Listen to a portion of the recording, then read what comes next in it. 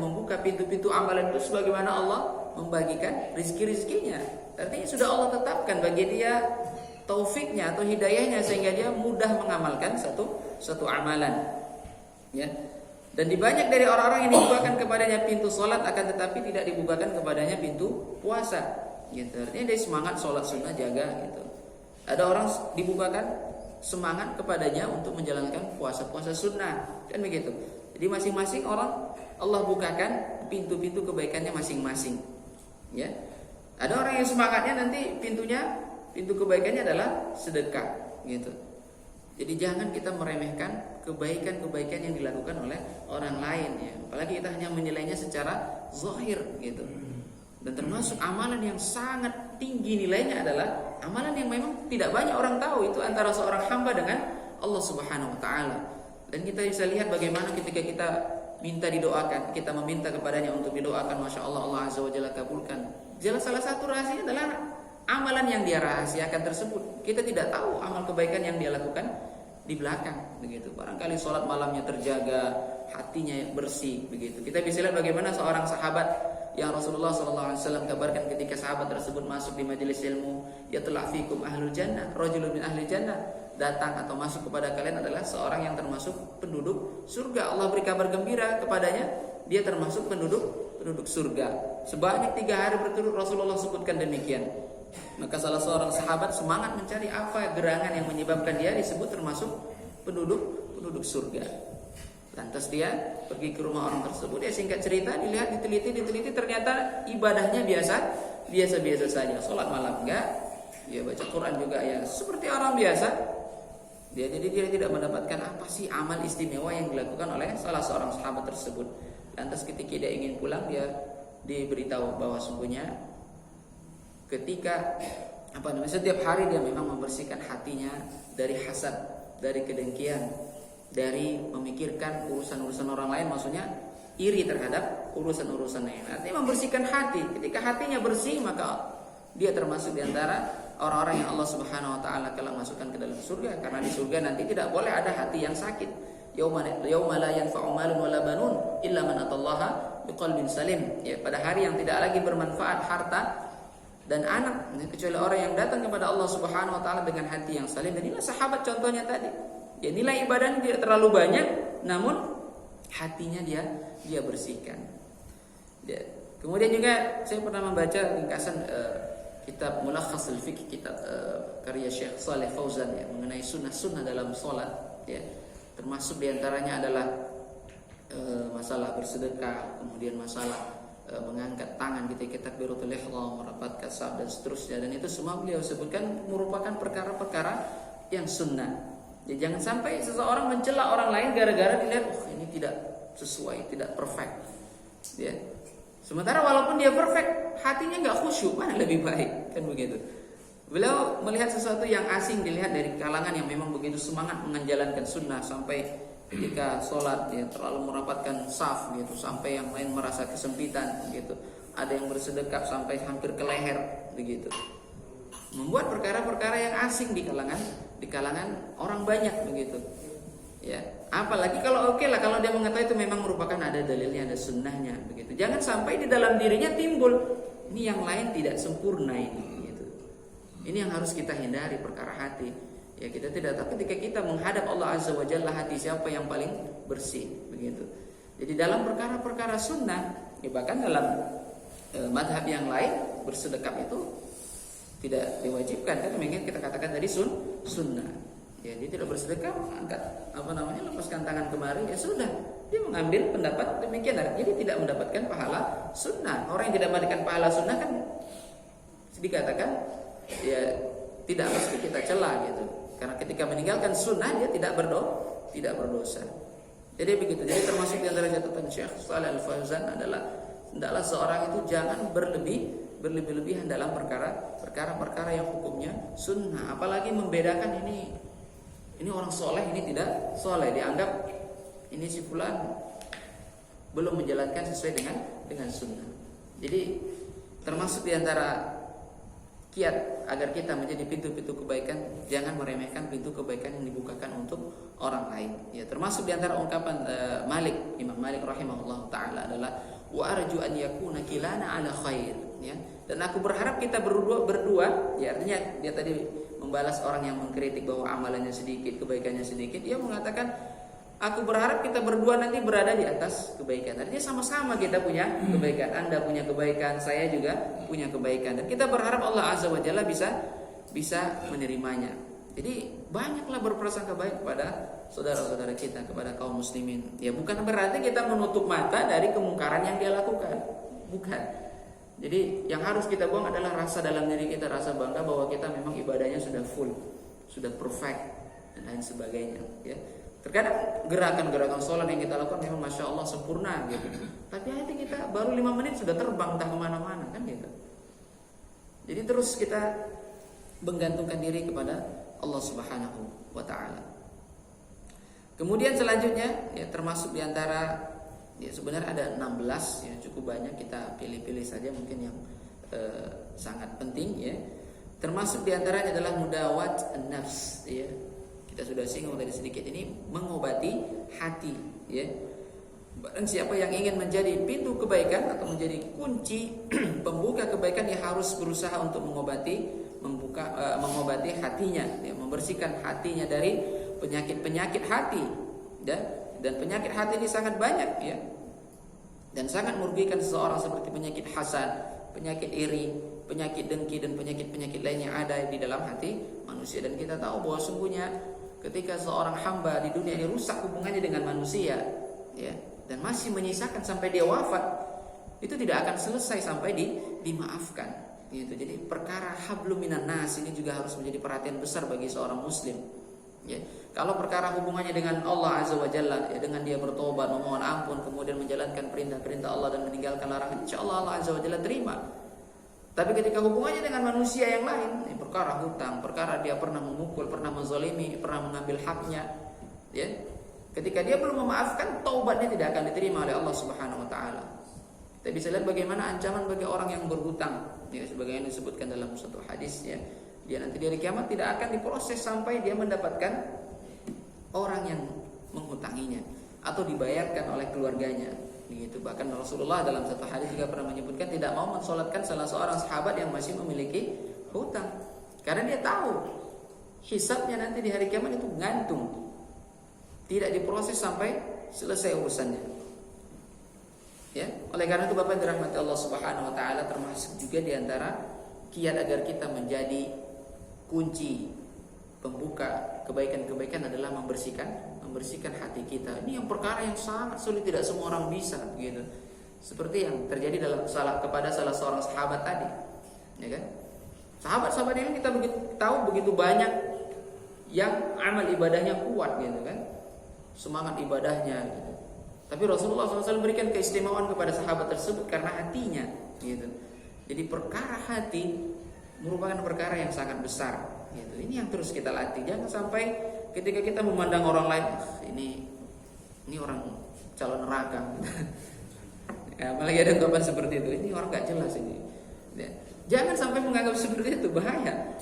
Bahkan sebisa mungkin kalau kita melihat orang yang banyak berbuat maksiat, ya, kita berharap Allah Azza wa Jalla berikan dia hidayah, gitu. Ini kebersihan hati kita, gitu. Jangan sampai doakan yang buruk-buruk saja, gitu. Ya. Kecuali memang orang yang sudah wafat, yang Rasulullah SAW ajarkan orang yang wafat dalam kafiran, ketika para sahabat atau Rasulullah melewati kuburannya, beliau menyebutkan absyir binnar, gitu. Selamat, Anda termasuk di antara penduduk neraka, karena memang mati dalam kufuran, gitu. Apalagi orang tua, gitu. Kita bisa lihat, mungkin kita sudah alhamdulillah Allah berikan hidayah, kita mau menjalankan perintah Allah, mau menuntut ilmu, mau menjalankan sunnah, tapi orang tua tak kunjung juga mendapatkan hidayah, gitu. Maka bersihkan hati kita dulu sebelum kita doakan, gitu. Berprasangka baik kepada Allah Subhanahu wa taala, gitu. Jadi bisa jadi kenapa doaku tidak dikabulkan, bisa jadi karena diri kita, hati kita belum bersih, ya kan? Ibadah kita pun masih banyak bolong, ya, dan lain sebagainya, gitu. Jadi berprasangka baik kepada Allah Subhanahu wa taala, ya, terhadap orang lain, ya. Jadi ketika kita mendoakan orang lain juga, ya, jangan menganggap bahwa itu manfaatnya hanya untuk dia. Tidak gitu. Jadi di antara salafus saleh itu banyak sekali berdoa itu untuk orang lain dulu gitu. Kenapa? Karena dalam satu hadis disebutkan ketika kita mendoakan orang lain maka malaikat nanti akan menjawab walaka mislu, dan doa yang semisal kembali bagimu gitu. Artinya malaikat mendoakan kita gitu. Malaikat kita tahu orang yang atau hamba Allah Azza wa Jalla yang sangat taat, yang soleh gitu. Makanya kita lihat dalam satu riwayat yang dari Syiar A'lamin Nubala, para salafus soleh dulu rajin mendoakan orang lain gitu. Karena fadilahnya apa? Kita berarti didoakan malaikat gitu. Malaikat adalah orang yang makhluk Allah yang suci, yang hanya mengabdikan diri kepada Allah Subhanahu wa taala. Tugasnya hanya beribadah. Sedangkan manusia banyak maksiatnya, ada hawa nafsu dan seterusnya. Jadi jangan sampai kita pelit untuk mendoakan orang lain. Kita tidak ada ruginya, bahkan doa tersebut kembali ke kita. Baik ma'asyiral muslimin yang dirahmati Allah Subhanahu wa taala. Itu beberapa tadi kiat ya. Termasuk diantaranya juga ya, kita ringkas sedikit. Ya, termasuk diantara yang menjadikan seorang itu menjadi kunci pembuka kebaikan adalah murafaqatul akhyar wa mujalasatu salihin, ya, menemani orang-orang yang baik atau berteman dengan orang-orang soleh gitu. Ya, jelas sekali dalam hadis Rasulullah yang kita sebutkan di awal tadi, perumpamaan berteman dengan orang-orang soleh itu ibarat kita berteman dengan penjual minyak wangi itu. Kalaupun kita tidak membelinya maka kita dapat wanginya. Paling tidak kita nyaman bersama penjual minyak wangi. Gitu juga dengan kita, mungkin ibadah kita kurang semangat gitu, atau yang lain-lain masih melempem gitu. Dengan bergabung dengan orang-orang soleh, insya Allah timbul semangat tersebut. Ya. Bisa jadi Allah Azza wa Jalla berikan Anda hidayah melalui orang soleh tersebut, begitu. Ya, timbul keramah tamahan, ya, seperti sholat berjamaah. Ya. Banyak sekarang kan kita tahu bahwa ilmu itu banyak caranya mendapatkannya, termasuk sekarang cukup banyak YouTube, banyak video-video gitu. Tapi kita dapatkan keutamaan duduk di majelis ilmu, ya. Sekalipun kita nggak terlalu paham, tapi ketika duduk, kan kita tahu fadilahnya. Bukan soal paham tidak paham kan begitu. Orang yang sudah duduk di majelis ilmu, maka nazalat alaihimus sakinah. Allah berikan kepadanya ketenangan, Allah turunkan kepadanya ketenangan, dan Allah liputi mereka dengan rahmatnya gitu. Ini yang paling utama. Jadi ketika kita mendapatkan ketenangan di majelis ilmu, ya maka itu satu keutamaan yang cukup besar. Dan ini kita tidak dapatkan ketika kita hanya mendengar ilmu itu melalui MP3 atau melalui video gitu. Jadi plusnya cukup banyak sebenarnya. Sekalipun ya di majelis ilmu nanti mungkin lebih banyak istirahatnya gitu, lebih banyak ngantuknya. Tapi Allah Azza wa Jalla liputi kepadanya rahmatnya. Ya. Jadi termasuk diantara pembuka atau kunci pembuka kayak kebaikan tadi adalah menemani orang-orang yang soleh. Ya, karena kita tahu bahwasanya manusia itu hatinya berbolak-balik. Gitu. Kita butuh orang yang mengingatkan kita. Ya. Jangan sepele gitu. Ya. Ada yang disebut istilahnya orang yang mulai kendor semangat ibadahnya, atau yang disebut dengan futur gitu.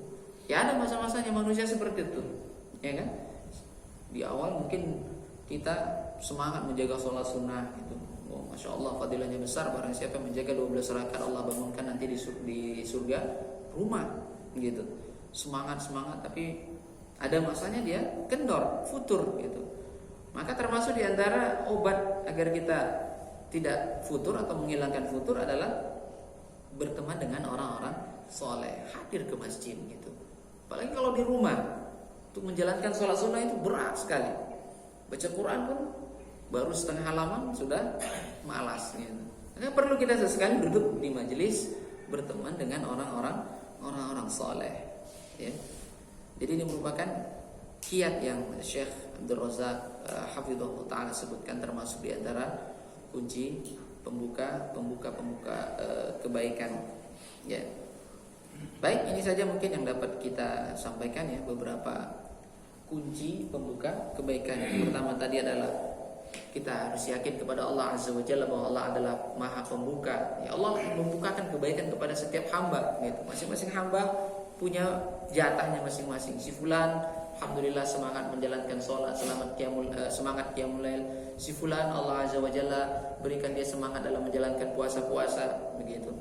Yang terpenting adalah setiap hamba ya tetap komitmen menjalankan kewajibannya kepada Allah Subhanahu wa taala. Ya, termasuk juga kiatnya adalah tauhidullah wa ikhlasuddin lahu, ya, mengikhlaskan ibadah hanya kepada Allah, mentauhidkan Allah Subhanahu wa taala. Kemudian al-ilmu nafi', ya, ilmu yang bermanfaat. Kemudian yang keempat adalah perhatikan atau menjaga perkara-perkara yang diwajibkan oleh Allah Subhanahu wa taala. Ya, ketika kita harta sudah nyampe nisab, maka yang wajib adalah membayar zakat. Dan itu semangat sedekah tapi lupa kalau dia punya kewajiban yang wajib, yaitu zakat mal. Kemudian selanjutnya adalah membersihkan hati, ya. Kemudian selanjutnya jangan meremehkan kebaikan-kebaikan yang dilakukan oleh orang lain, ya. Kemudian ada selanjutnya adalah al-istibaqil khair, berlomba-lomba dalam kebaikan, ya. Dan ini yang harus jadi prinsip bagaimana para sahabat Rasulullah SAW mencontohkan kepada kita. Ketika ada satu kebaikan, masya Allah, mereka adalah orang yang terdepan menjalankan kebaikan tersebut. Makanya ada ungkapan laukana khairan ma sabaquna ilaih. Andainya amal kebaikan tersebut, ibadah tersebut baik, niscaya para sahabat tersebut, ya, laukana khairan la sabaquna ilaih, mereka sudah dahulu mengamalkan kebaikan tersebut, karena memang para sahabat tersebut memiliki sifat atau ciri khas berlomba-lomba dalam kebaikan gitu. Jadi betapa banyak amal-amalan sunnah yang sudah dilakukan oleh para sahabat, dan mereka adalah orang yang terdepan mengamalkan sunnah-sunnah tersebut. Dan ini juga satu dalil bahwa tidak ada satu kebaikan pun melainkan sudah didahului oleh para sahabat untuk melakukannya, ya. Jadi termasuk juga ya diantara semangat para sahabat tersebut dalam kebaikan, ya, dalam satu hadis pernah disebutkan, ya, orang-orang miskin, orang-orang yang nggak punya harta pernah mengadu kepada Rasulullah SAW. Mungkin yang hadis sudah pernah kita dengar semua, ya. Itulah zahab ahlud dusur bil ujur gitu. Orang-orang kaya itu banyak pahalanya ini. Ya, ketika jihad, mereka orang yang terdepan membiayai jihad gitu. Ketika ada satu amalan atau proyek akhirat gitu, proyek ibadah, proyek apa, orang-orang kaya terdepan yang memberikan hartanya gitu. Orang miskin merasa cemburu, bukan cemburu sama orang, ya, maksudnya cemburu dalam hal ibadah. Kenapa kami ditetapkan oleh Allah Subhanahu wa taala miskin dan nilai pahala kami cuma segini bisanya gitu. Maka Rasulullah SAW ajarkan satu amalan yang setara dengan itu. Apa itu yang terkenal? Membaca subhanallah 33 kali, alhamdulillah 33, Allah Akbar 33 kali. Lama-kelamaan ternyata orang kaya juga tahu gitu. Lantas mereka mengamalkan. Cemburu lagi mereka, Rasulullah mereka tahu. Tetap mereka memiliki keutamaan gitu. Keutamaan zikir, kemudian keutamaan dengan sedekah begitu.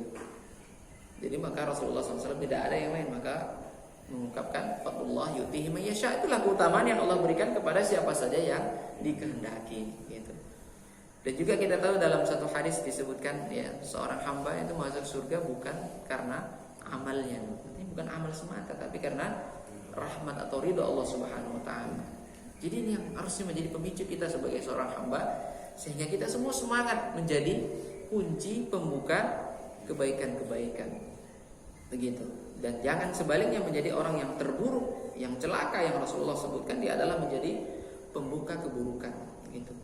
Ada orang yang memang tidak secara langsung menjadi pembuka keburukan, tapi dia menjadi orang yang berkontribusi, donatur apa gitu. Nampaknya saya enggak main judi gitu, tapi dia menyiapkan lapak gitu. Ya terkena sama gitu. Dia menjadi orang yang membuka pintu-pintu keburukan. Baik Bapak yang dirahmati Allah Subhanahu wa taala, ini saja mungkin, ya. Mungkin sebenarnya ada 16, itu panjang muhadharah Syekh tersebut, ya. Ada beberapa fase, ada beberapa kali, ya. Mungkin ini poin-poin yang sangat penting yang memang mudah-mudahan kita semua bisa termasuk di antara orang-orang yang menjadi kunci pintu-pintu kebaikan, ya. Ini saja yang dapat saya sampaikan. Wassalamualaikum warahmatullahi wabarakatuh wa ala alihi wa ashabihi ajma'in. Baik.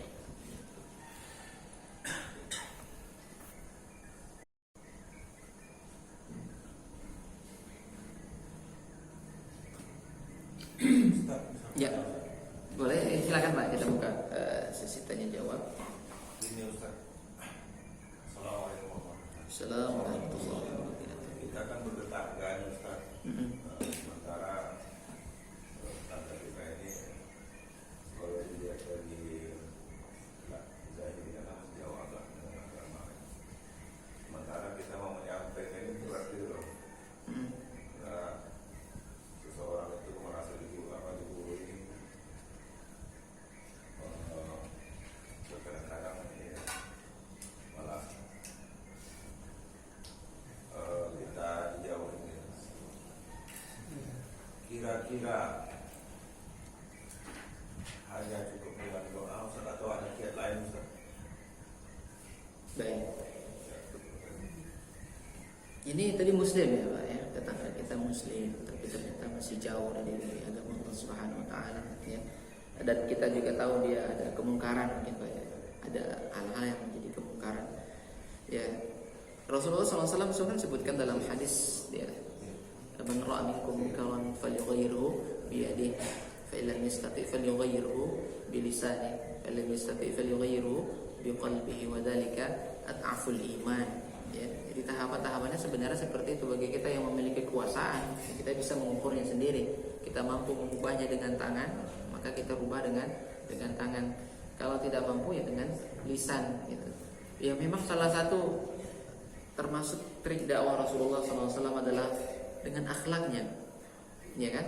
Bahkan dengan akhlak saja banyak yang masih mencemoohnya. Gitu. Rasulullah yang sudah dikenal sebelum diangkat jadi Rasul saja sudah tahu ini orang baik, al-amin, as-sadiqul amin, ya, jujur dan benar. Tapi ternyata setelah mendapatkan wahyu dan mengajak orang untuk masuk Islam, apa? Dikatakan gila, dikatakan dukun dan lain sebagainya. Itu Rasulullah yang punya latar belakang sebelum masuk Islam, sebelum datang Islam saja sudah dikenal baik, kan begitu. Apalagi kita mungkin yang belum terlalu dikenal. Ya, memang pertama akhlak dakwah bil hal ini cukup baik gitu. Jadi termasuk kita memperbaiki hubungan kita sebagai seorang tetangga. Dulu ada sunnah dalam syariat Islam, ketika kita punya makanan kita berbagi kepada tetangga gitu. Sedikit demi sedikit insya Allah hatinya terenyuh. Memang untuk masuk ke situ kita harus menumbuhkan keramah tamahan gitu. Tidak serta-merta baru-baru kita kenal gitu kan, itu nggak sholat, bahaya, nggak sholat, dosa besar. Jelas ditolak kalau seperti itu. Jadi emang dakwah dengan akhlak gitu, kemudian kita dengan lisannya. Kalau sudah tak mampu, ini yang harus bagi semua orang muslim punya ciri khasnya juga. Ketika melihat kemungkaran yang dia tidak sanggup mengingkarinya, hatinya harus mengingkari gitu. Dan itu memang selemah-lemahnya iman gitu. Selain kita mengingkari, tentu kita doakan semoga Allah Azza wa Jalla berikan dia hidayahnya begitu. Jadi ketika kita mampu dengan lisan, maka dengan lisan gitu. Sebisa mungkin memang ketika kita berdialog dengan orang yang banyak maksiat gitu, sebisa mungkin kita tinggalkan perdebatan gitu. Karena itu menyebabkan hatinya semakin keras, kita pun malah berubah jadi keras hati kita. Artinya orang yang banyak maksiatnya tersebut, orang yang hanya getol melakukan kemungkaran, itu hanya ingin menang debat, bukan ingin mencari kebenaran. Jadi berapa banyak para ulama meninggalkan perdebatan gitu, untuk kebaikan yang lebih besar. Wallahu a'lam bishawab.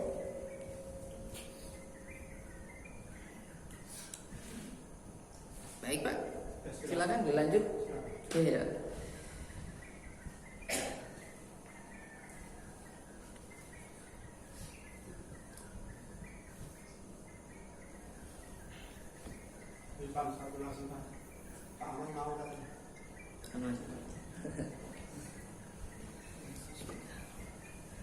Assalamualaikum warahmatullahi wabarakatuh. Manajemen ada menyediakan yang kami itu kotak partisipasi itu nanti akan itu partisipasi bapak sekalian untuk pengajian yang berbakat. Jadi selama ini tersimpan di situ boleh diberikan pada yang mungkin insya Allah ini depan ya, nggak apa-apa. Nah itu untuk partisipasi